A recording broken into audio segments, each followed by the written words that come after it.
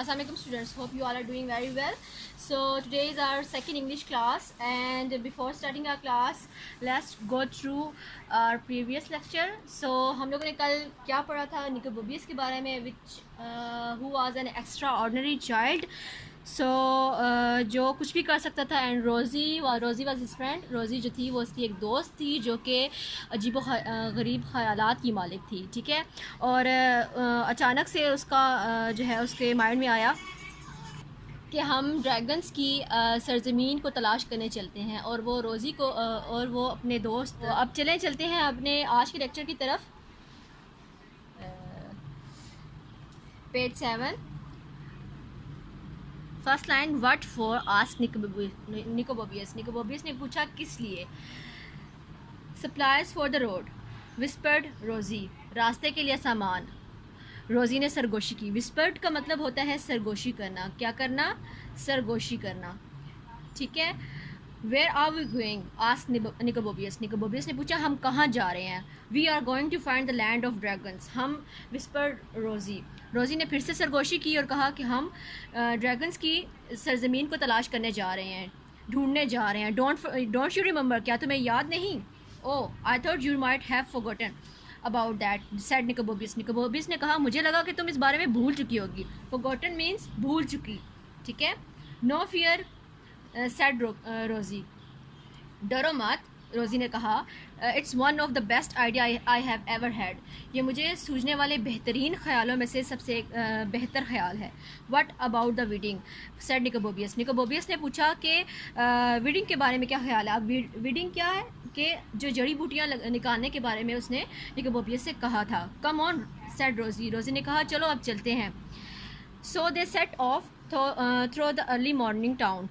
वो सुबह जल्दी टाउन से निकले, अपने कस्बे से निकले. When they got to the end of the narrow street.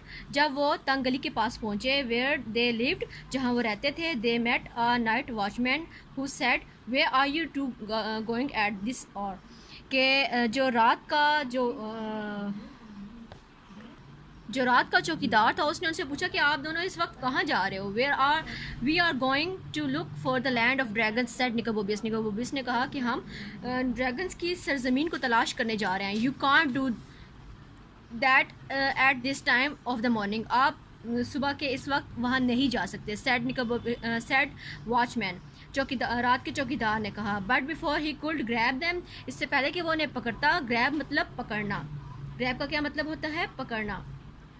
रोज़ी and Nicobobius were sprinting away as fast as they could.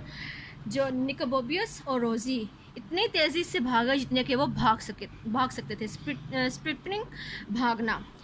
And they don't stop running until they had crossed 3 bridges.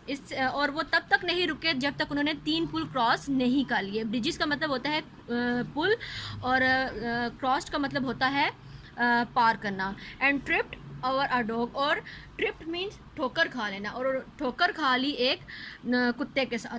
That was laying asleep under a garden wall. और जो कि एक बाग की दीवार के साथ सोया हुआ था. रोज़ी bottles of lemon smashed against the wall. अब रोज़ी की जो लेमन की जूस की जो बोतल थी वो टूट गई. स्मैश्ड मतलब टूट जाना. And the dog left to its feet barking as if it had throw. Dog उछल कर खड़ा होते हुए ऐसे भौंकने लगा जैसे कुत्तों की क़यामत नाज़िल हो गई.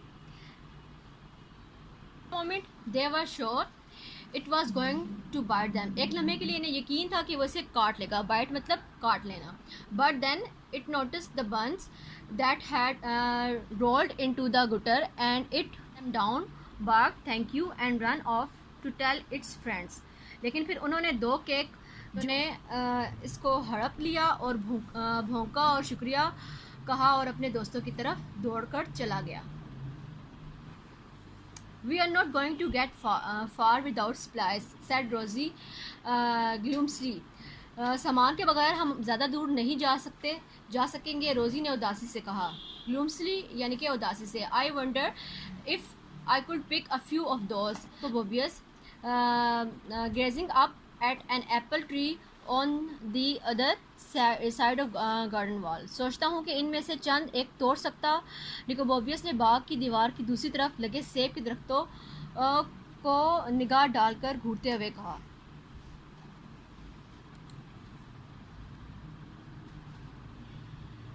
That's it for today. You have to revise your and you have to revise these meanings as well. That's it for today's. Take care. Allah Hafiz.